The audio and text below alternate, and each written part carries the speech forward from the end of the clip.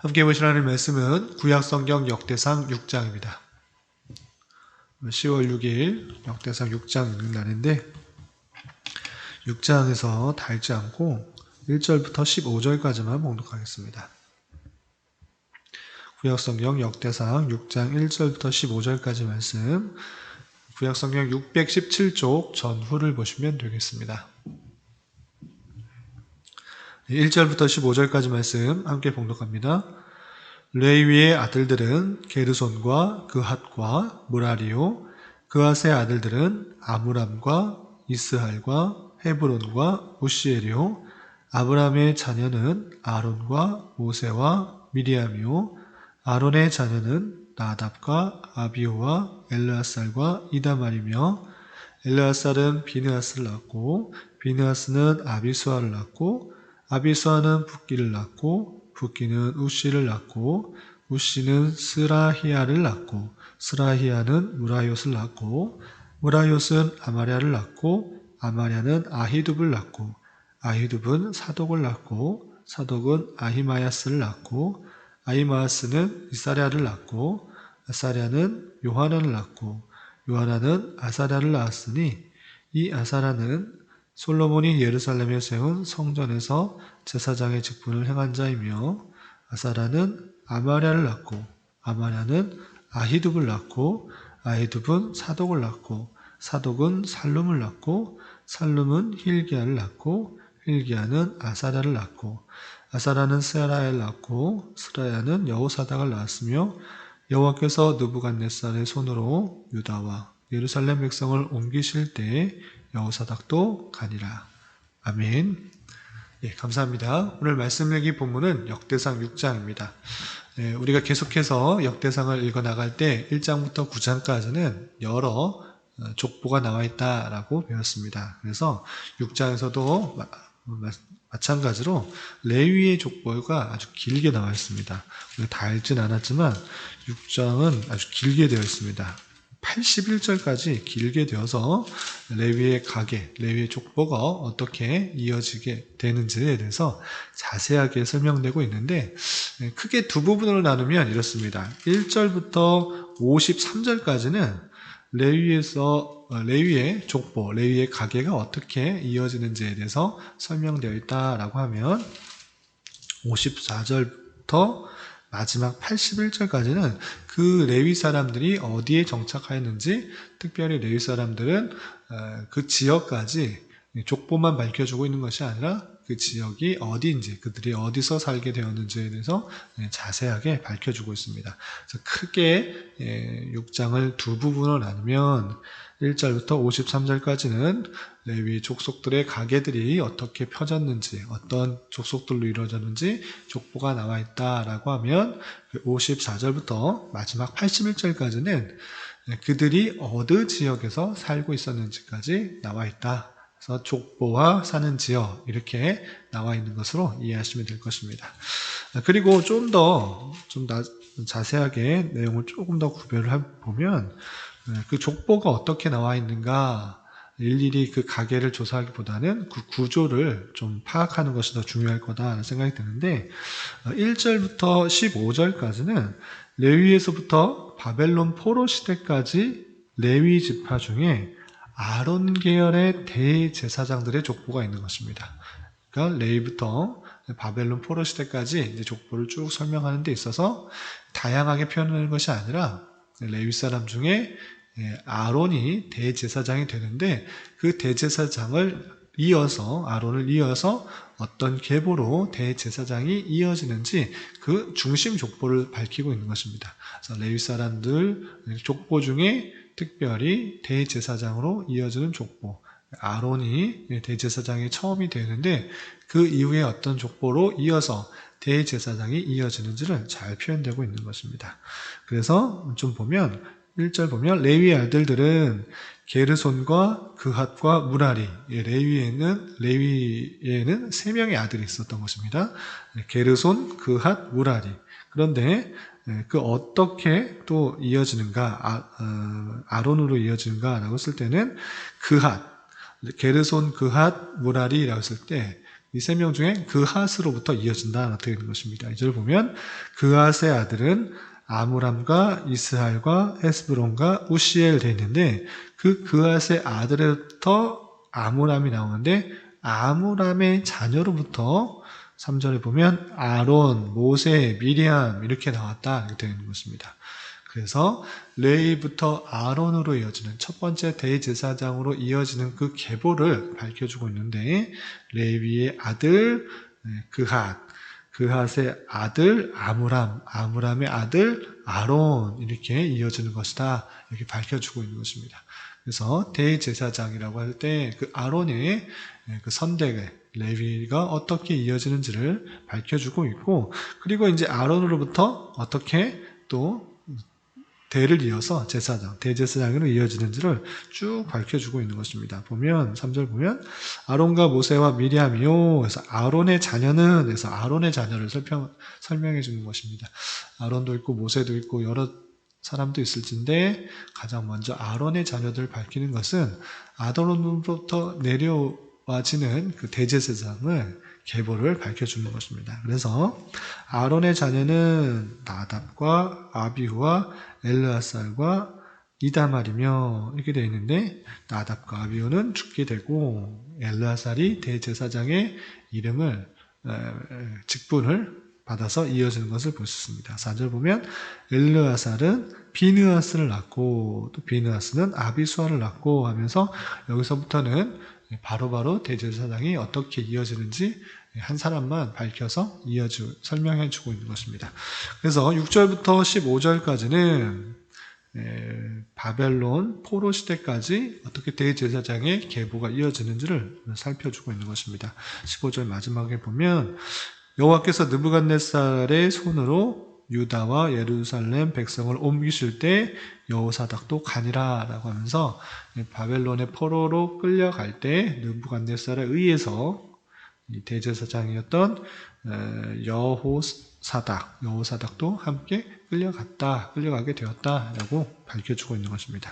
그리고 다시 16절에서 보면 레위의 아들들은 게르손과 그핫과 무라리며 라고 하면서 6장 1절에서 본 것과 같이 똑같이 다시 한번 설명하고 있습니다. 그래서 레위 아들들을 다시 한번 게르손, 그핫, 무라리라고 밝혀주면서 이번에는 게르손의 아들을 밝혀주고 있는 것입니다. 게르손의 아들은 이름하니 하고 또 18절에는 그핫의 아들들은 이것이니 또 무라리의 아들은 이것이니 라고 밝히면서 이제 대제사장의 계보가 이렇다라는 것들을 알려주고 다시 한번 레위의 세 명의 아들들을 통해서 이제 전체적인 족보들을 쭉 설명하고 있는 것입니다. 그래서 게르손의 아들들은 이렇고 그핫의 아들들은 이렇고 무라리의 아들들은 이렇고 라고 하면서 조금 더 세부적으로 대제사장 계보가 아닌 전체적인 레위의 자손들을 쭉 설명하고 있는 것입니다. 그것이 30절까지 나옵니다. 간단하게 좀 보면 20절 보면 게르손에서 난 자는 하고 설명되고 있고요. 22절에서도 그핫에게서 난 자는 곧 이렇게 하면서 쭉 설명하고 있고요. 29절에서도 무라리에게서 난 자는 말리오 하면서 쭉 설명하고 있는 것입니다.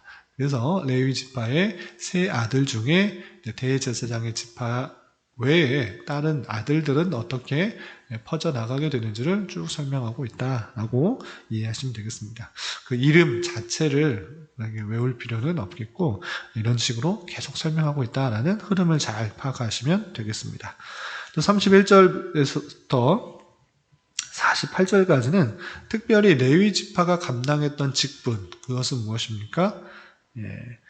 제사를 드리는 것과 성전에서 찬양하는 일들을 한 것인데 특별히 31절부터 48절까지는 성전 찬양단의 역할을 했던 그런 일들을 각 지파별로 어떤 지파들의 누가 이것들을 감당했는지를 설명하고 각 레위 자손 중에 어떤 사람들이 그 일들을 감당했는지를 쭉 설명하고 있는 것입니다. 31절 보면 언약궤가 평안을 얻었을 때 다윗이 여호와의 성전에서 찬송하는 직분을 맡긴 자들은 아래와 같았더라 라고 하면서 찬송한 자, 성전에서 찬송하는 일을 감당했던 직분들 그 직분을 감당했던 그 지파의 사람들을, 레위 자손들을 쭉 설명하고 있는 것입니다. 언약궤가 평안을 얻었을 때라는 것은 다윗이 자기 성전 안으로 그 언약궤를 갖고 와서 모셔왔을 때, 그때부터 이제 찬양하는 일, 찬양대가 만들어지게 되고 또 하나님을 찬송하는 일들을 전문적으로 하게 되었는데, 그때의 찬송하는 직분을 맡긴 자들은 아래와 같다라고 하면서 쭉 설명을 하고 있는 것입니다. 그 내용이 이어지고 있는데, 좀 구분을 해보면 여러분들 갖고 있는 말씀일기 책자 교환해 보시면 33절부터 38절까지는 그핫 자손 헤만에서 야곱까지 어떤 사람들이 담당했는지, 또 게르손 자손 아삽에서 레위까지 어떤 사람들이 담당했는지, 그래서 그핫, 게르손, 무라리, 또 44절부터 47절까지는 무라리 자손 에단에서 레위까지 어떤 사람들이 찬송하는 직분을 감당했는지 쭉 설명되고 있습니다. 그래서 레위 지파의 3명의 아들들이 그 자손들 중에 찬송하는 직분들을 감당하는 사람들이 있었다라고 이해하시면 되겠습니다. 그래서 특별히 레위 사람들이 성전에서 여러 가지 일들을 도울 때 특별히 찬송하는 직분을 감당하는 사람들도 있었다. 레위 지파에 그런 사람들이 있었다. 이렇게 이해하시면 되겠습니다. 그리고 49절부터 53절까지는 특별히 아론 계열의 대제사장의 직무가 어떠한 것인지를 좀 구체적으로 설명해 주고 있습니다. 그리고 그 계보가 어떻게 이루어졌는지 간단하게 설명되고 있습니다. 49절 보면 아론과 그의 자손들은 번제단과 향단 위에 분향하며 제사를 드리며 지성소의 모든 일을 하여 하나님의 종 모세의 모든 명령대로 이스라엘을 위하여 속죄하니 라고 되어 있습니다. 아론이 대제사장의 역할들을 감당하는 거고, 그의 아들들로부터 그 대제사장의 임무를 잘 감당하는데, 번제단의 향단에 분향하는 것, 또 제사를 드리며 성소의 모든 일을 하는 것, 또 하나님의 종 모세의 모든 일대로 이스라엘 위하여 속죄하는 것, 대속죄일에 또 속죄소에 들어가는 것, 지성소에 들어가는 것, 그런 일들을 아론의 아들들이 감당해야 된다라고 직분의 설명들 할 뿐만 아니라 50절에 보면 그 아론의 자손들은 어떠하다라고 추가적으로 쭉 설명하고 있는 것입니다. 그리고 54절부터 마지막 81절까지는 말씀드린 것처럼 레위 지파 사람들이 어디에 거주했는지를 또 특별하게 밝혀주고 있습니다.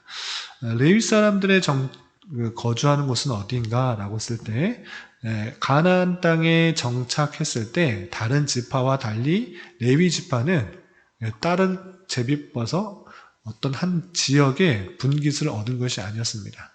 레위 지파는 오직 하나님만이 그들의 분깃이 되어주기 때문에 따로 땅을 떼어서 그들이 한꺼번에 함께 모여서 분깃을 받은 것이 아니라, 그들은 온전히 하나님께 예배드리고 하나님께 제사드리고 그것을 통해서 먹고 살 수 있도록 하는 분깃을 얻었는데, 그래서 레위 지파 사람들은 다 흩어져서 각 지파에 흩어져서 살게 되었습니다. 그 내용들을 설명하고 있는데, 그것도 누가 어디에 살았는지 이것들을 설명해 주고 있는 것입니다. 54절 보면 그들의 거주한 곳은 사방 지게 안에 있으니, 사방의 땅의 안에 있다, 이렇게 뻗어졌다, 이렇게 표현하고 있는 것입니다. 곧 그들의 마을은 아래와 같으니 아론 자손 중 그핫 종족이 먼저 제비 뽑았으므로, 그들이 흩어져 살았음에도 불구하고 제비 뽑기를 통해서 자기가 어디서 살아야 되는지를 얻었다, 분배받았다, 이렇게 표현하고 있는 것입니다. 그래서 그핫 종족이 먼저 제비를 뽑아서 그들에게 유다 땅 헤브론과 그 사방 초원을 주었다, 이렇게 표현되어 있고요. 좀 뛰어넘어서 61절 보면 그핫 자손의 남은 자에게, 그핫 자손이 뽑아서 어디 이렇게 갈 수 있도록 했고요. 그리고 남은 자에게는 절반 지파, 즉 므낫세 반지파 종족 중에서 제비 뽑아 또 10성읍을 주었다. 그앗 자손의 남은 사람들이 제비 뽑아서 문에서 반지파 종족에 갈 수 있도록 이렇게 10지파를 주었다. 이렇게 10성읍을 주었다. 이렇게 표현되고 있는 것입니다. 또 66절 보면 그앗 자손의 몇 종족은 에브라임 지파 중에서 성읍을 얻어 영토를 삼았다. 이렇게 되어 있고요. 71절 보면 게르손 자손에게는 므낫세 반지파 종족 중에서 바산의 골란과 그 초원과 아스타롯과 그 초원을 주고 라고 하면서 게르손 자손이 거하게 될 그 곳을 쭉 설명하고 있습니다. 또 77절 마지막에 무라리 자손의 남은 자에게는 스불론 지파 중에서 림모노와 그 초원과 다볼과 그 초원을 주었고 하고 하면서 계속 그들이 무라리 자손이 거하게 될 땅을 설명해 주고 있는 것입니다. 그래서 이 레위 사람들에게 특별히 알아야 될 것은 무엇인가? 하나님의 일들을, 하나님께 제사 드리는 일들을 감당하는 레위 사람들은 오직 여호와께서 그들의 기업이 되었기 때문에 땅의 어떤 한 곳을 모여서 살았던 것이 아니라 각각의 자리에 각각의 지파에 흩어져서 살게 되었다라는 것들을 생각해 볼 수 있습니다. 이런 모습들을 통해서 우리가 도전받아야 되는 것이 무엇인가 라고 할 때는 우리는 비록 혈육적인 레위 지파는 아닙니다. 혈육적인 또한 제사장의 모습은 아닙니다. 그렇지만 우리가 예수님의 은혜에 힘입어 하나님께로 담대히 나아갈 수 있는 그런 자격을 얻은 왕 같은 제사장의 역할들, 지위를 얻었음을 잘 깨달아야 될 것입니다. 그렇기 때문에 우리는 영적 레위니요, 영적인 제사장이다 라고 생각할 수 있어야 될 것입니다. 그렇기 때문에 우리는 우리의 정체성을 잘 아는 자로서 이 땅에 어떤 것을 나의 기업으로 사는 것이 아니라 오직 하나님만이 나의 기업이 된다라는 사실들을 잊지 말아야 될 것입니다. 그리고 나서 내가 주어진 곳에서 한 곳에 모여서 그렇게 그냥 하나님만을 찬양하는 것이 아니라 각 지파에 흩어져서 살았던 레위의 모습처럼, 레위인의 삶처럼 우리 또한 영적인 제사장으로서 각각 처소에서 맡겨진 삶의 자리에서 하나님을 찬양하고 하나님께 예배드리고 하나님께 경배하는 그러한 삶을 각각의 위치에서 흩어져서 살아가야 될 것입니다. 그러한 모습을 통해서 하나님을 섬기는 것이 무엇인지, 하나님이 어떠한 분이신지를 잘 깨닫고 또 오직 하나님만이 기업이 된다는 사실을 아는 삶의 모습이 어떠한지를 보여주는 자로서 우리가 있다라는 사실들을 잊지 말아야 될 것입니다. 오늘 레위인들의 족보와 또 그들이 살았던 삶을, 지역들을 살펴보면서 우리 또한 그러한 삶을 살아가기 힘써야 될 것입니다. 이러한 은혜가 저와 여러분, 우리 모두에게 있기를 진심으로 기원합니다. 기도하겠습니다. 하나님 아버지 감사합니다. 오늘 말씀을 통하여서 레위 족보에 대하여 살펴보았습니다. 성전과 관련된 일들과 예배를 섬기는 일들을 감당하는 레위인들이 있었던 것처럼 우리 또한 각자의 자리에서 하나님을 예배하고 다른 이들에게 선한 영향력을 끼치는 삶을 살아갈 수 있도록 인도하여 주시옵소서.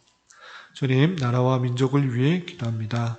이 나라와 민족을 긍휼히 여겨주시고 많은 정치적 혼란과 경제적인 어려움, 코로나로 인한 여러 가지 곤고한 가운데 주님께서 은혜를 베풀어 주시고 우리에게 주어진 일상적인 삶을 온전히 회복하며 살아갈 수 있도록 주님 인도하여 주시옵소서. 또한 이 땅의 교회들이 이러한 시기에 더욱더 주님 앞에 엎드리며 빛과 소금 된 역할들을 잘 감당할 수 있도록 인도하여 주시옵소서. 특별히 위정자들을 붙들어 주시고 이 나라가 자유와 민주와 평화 속에서 백성들이 올바른 삶을 영위하며 하나님을 예배하며 찬양하는 일반적인 일상적인 신앙생활이 막히지 않도록 주님 긍휼을 베풀어 주시옵소서. 주님, 교회 내 육체적으로, 경제적으로, 가정적으로 여러 가지 어려움과 힘듦이 있는 지체들이 있습니다. 주님 함께하여 주시고 위로하여 주시며 회복시켜 주시사 주님의 살아계심과 역사심을 깊이 깨닫는 시간 되게 하여 주시옵소서. 이 시간 각자 간절히 간구하는 기도 제목 주님께서 들으시고 가장 선한 것들로 응답하여 주시옵소서. 예수님의 이름으로 기도드리옵나이다. 아멘.